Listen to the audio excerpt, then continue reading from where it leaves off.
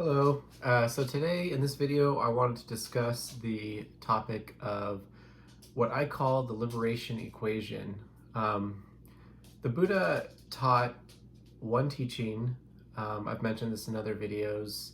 He used conventional language, conventional discourse in the same way that when we discuss the Buddha's teaching today, we usually reference it within the framework of scientific materialism, because that's the cultural framework that we've been raised in. The Buddha spoke in the cosmology of his time, so the elements and aspects of the world around him were rooted in Vedanta and what we now call Hindu cosmology. Um, so he spoke about many things, but he taught one thing, and I've said this before. He taught the Four Noble Truths. That could be looked at in greater detail in the form of dependent origination, and it can be reduced even more simply to just, I teach only dukkha and the cessation of dukkha. So I'm going to talk about that today. But he taught that one thing in many different frameworks. He taught how to see and bring about the cessation of dukkha in the framework of the five aggregates. He taught how to see dukkha and bring about cessation in the framework of the four foundations of mindfulness. He taught how to see and understand dukkha, bring about its cessation in the four postures. He taught how to see dukkha and bring about its cessation in the six sense spaces, right? So these are all just different structures of our experience in which to see, understand, and bring about the cessation of dukkha.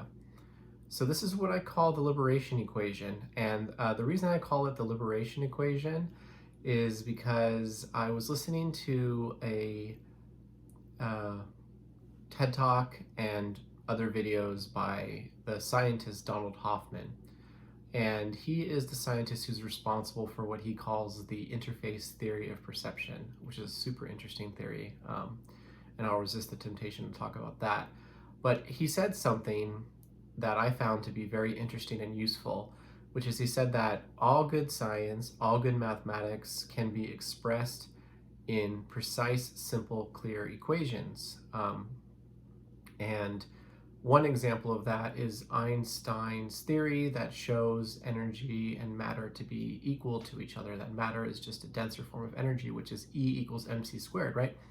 Energy is equal to mass times the speed of light squared. And that's a super profound theory. And it's provable, it's observable, it's testable, it's repeatable, it has many, many applications.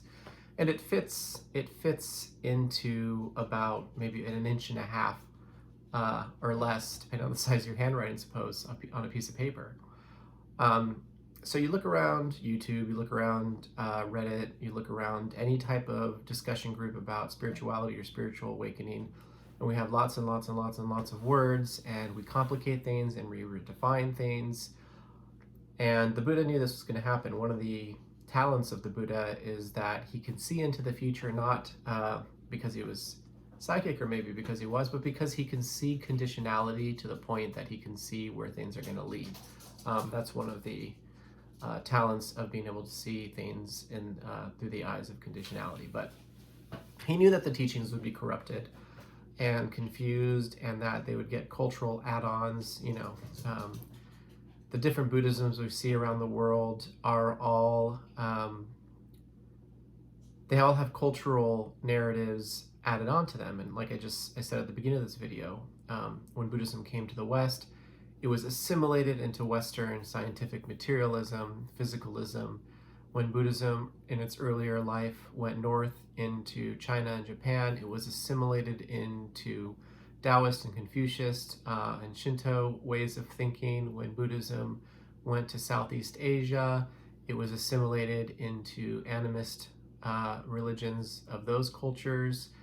And then Tibet, of course, Buddhism was assimilated into Tibetan cultural frameworks as well. All over the world, anywhere Buddhism has gone, it gets assimilated and accommodated into those cultural frameworks. This happens with all religions, all knowledge systems. This is just how human knowledge moves. It adapts to different cultures. Assimilation essentially is when we change knowledge to fit the understanding we already have, and accommodation is when we take on the new knowledge and replace the old knowledge we had with the new knowledge. So accommodation is a better way of taking in knowledge than assimilation is. But the point I want to talk about in this video is that the path to awakening that the Buddha taught is expressed in the form of a very simple equation. It's pretty much exactly the same length as Einstein's E equals mc squared, which is, if you look in the suttas and the discourses of the Buddha in early Buddhism, whenever he was pressed on philosophical positions, eternalist, nihilistic, annihilationist, amoralistic, or whatever positions, whatever ethical, whatever metaphysical or ontological position he was pressed on, he always took the stance, I teach only one thing, which is dukkha, dukkha nirodha. So that is the shorter version of the Four Noble Truths, right? Dukkha is any form of mental disturbance, ranging from boredom all the way to anxiety and despair. And nirodha, the word nirodha means cessation. It means the stilling or the ceasing of a phenomena. So all phenomena have two sides. Then they have an arising side, they sustain for a little while, and then they have a ceasing side. So there's a big emphasis on realizing the cessation side of dukkha. So you can actually apply this liberation equation in every moment, right?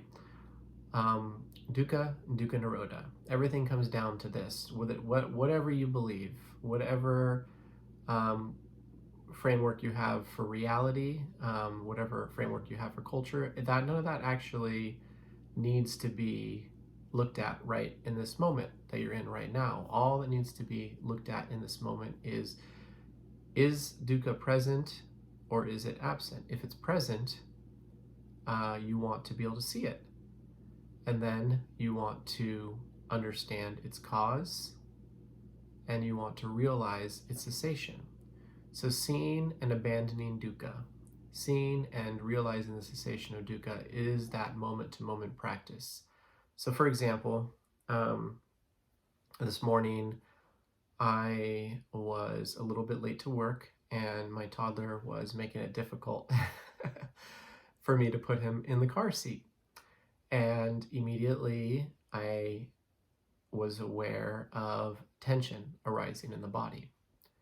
So that tension is actually the form that craving takes in the body. I've realized this through a lot of practice, but craving actually takes the form of tension in the body and in the mind. So, craving is attraction, aversion, or delusion, or you could think of it as attraction, aversion, or confusion, but it manifests physically as tension in the body.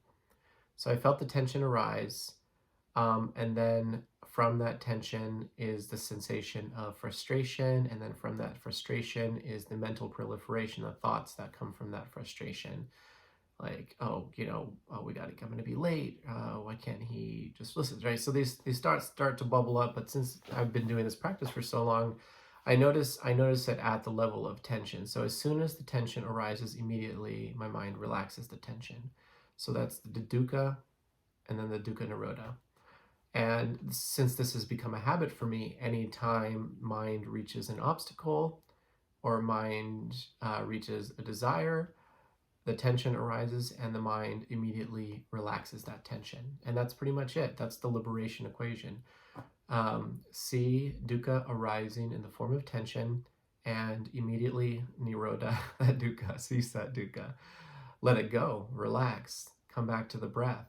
For most of us, and even for myself at times, I won't overstate my abilities here, it does go beyond tension to the level of clinging, which is when the mind begins to make stories about that stem from that tension, that craving. So let's say that I missed the tension and I was too caught up in the hurry, because the precondition of craving is I need to get to work on time, right? It's a craving I kind of need to have, I guess. But let's say I missed the tension, then that tension would have turned into frustration, which is an emotion. And then the mind begins to spin a narrative, right? I'm going to be late for work. Why does he always do this? I don't know. Lots of things that could come into the mind. All these stories that justify the frustration, maybe even turn the frustration into anger. The anger turns into negative thinking. The negative thinking may turn into harmful words, harmful actions. So this is when, if you miss it, if the mindfulness isn't sharp enough, it spins out into a storyline, and the storyline spins out into verbal formations and physical formations in early Buddhist terminology, but it's just words and actions, right?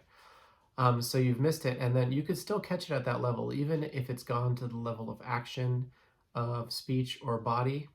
You can still stop, allow the mind to settle, and realize the cessation of that dukkha. It'll take longer at that point to settle, right? The mind's already created a story, and that story has already sent messages to the body, and the body has released hormones like cortisol and adrenaline. So even when the mind has let that dukkha go and that story go, there will still be lingering tension in the body because the cortisol and the adrenaline are still in the body. So then what happens for most, if you don't have mindfulness, is that the feeling that's left in the body will turn into more stories and more dukkha. And this is how most of us actually live our life, right? We unconsciously react to opportunities and obstacles, things we want or things we don't want, right? Anger and frustration arises when a desire runs into a wall, right? So the desire to get somewhere on time and something stops you. Frustration arises. Or you're on your lunch break and you only have a little bit of time to enjoy the food you want to eat, and you get to the restaurant that you're going to get your food from, and the line is long. Or let's say you're driving to the restaurant and you have an hour for your lunch break, and somebody very slow gets in front of you. A slow driver is a great opportunity to practice dukkha, dukkha nirodha, right? You shouldn't be rushing anyway, right? Because and this is just getting into some more topics here, but Ajahn Buddhadasa always said that time is manufactured by craving, and that time, psychological time at least, is the distance between the arising and the ceasing of a desire. So the second that the mind creates a desire, and that creates the desirer, the one who wants the object of desire, the clock starts ticking. And you'll notice that, right, that the stronger the desire, the slower the clock moves, and the less desire there is, the faster time moves, because there's no time. The self and time are both created by desire. I want to actually spend an entire video talking about dependent origination and how the self, the world, space, time, and physical objects are all created through the process of perception. So I want to go into a lot of detail about that because it's a really interesting topic. But this video is meant to be short and just about the practice of dukkha, dukkha nirodha.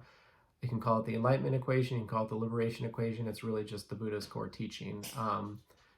And it's within all Buddhisms. And the reason that you don't hear about that a lot is because of what that liberation equation is actually there to cure, which is craving itself. So why, when we hear about Buddhism, do we talk about so many different topics? It's because of dissatisfaction itself. We're not satisfied with the Four Noble Truths. We're not satisfied with the very thing that will bring the mind out of its suffering and into a clear awareness, a clear, happy, peaceful awareness, a perfect state of satisfaction. Oftentimes we don't remember what that feels like, so we don't know that we should want that above anything else. Of course, that's a little bit of an oxymoron, right? Wanting to not want. But the mind doesn't know the absolute bliss of being free of desire. A desireless state is profoundly satisfying. And what it feels like when the mind gives up its craving is it feels like whatever the dominant object of craving you've had in your life, all of a sudden it's there. So for example, when my mind lets go of desire completely, I have this feeling that I know everything that there is to know. There's nothing left to want to know. I understand everything. It's always this feeling of like, I understand everything completely. And why? Because one of my primary desires in life is for knowledge. I'm always want more information. I'm sort of an information addict. And that's just samsara, right? That's just the mind always hungering for more thought forms. And when I succeed at the Dukkha Dukkha Nirodha continuously over and over and over, and I come to a deeper and deeper and deeper state of satisfaction until it's complete satisfaction. When it becomes complete satisfaction, at that moment, there's this feeling of there's nothing to know. Everything is already known. Everything that needs to be known is known. If you're a person who's obsessed with travel, obsessed with going places, your feeling of Dukkha Nirodha will be, I've finally arrived, I've come home.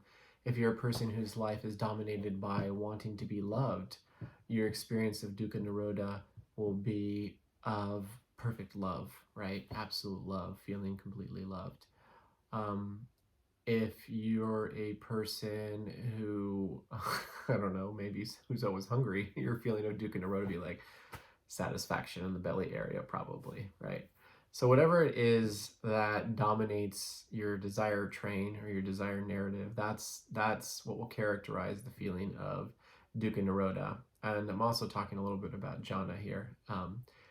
Jhana is a different experience depending on who you are. When you are in jhana, the feeling of being in jhana is that feeling of satisfaction. And whatever it is that dominates your desire, that's what the character of having no desire will be.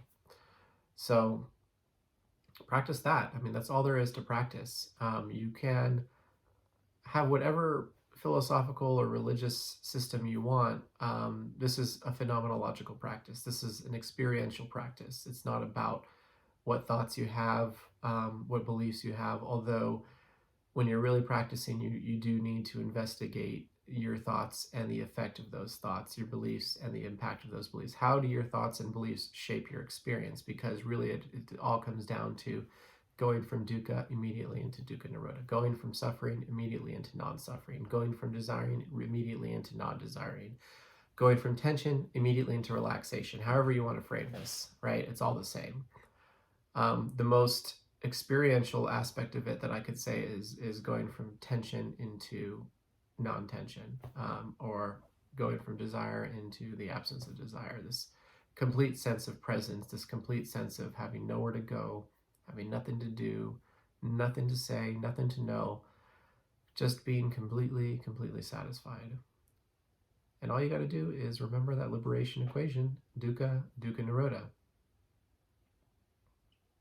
So that's all I have to say about that for now. If you have any questions or comments, please leave that in the comments section. I love responding to questions either in the comments or taking a question that somebody left and using that as a topic for another video. So go ahead, and if you feel inclined, like this video, subscribe to the channel.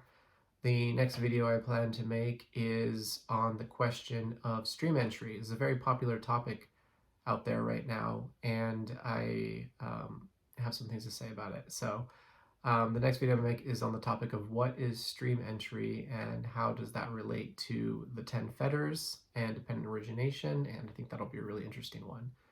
So thank you for watching this video, and I look forward to seeing your comments and questions.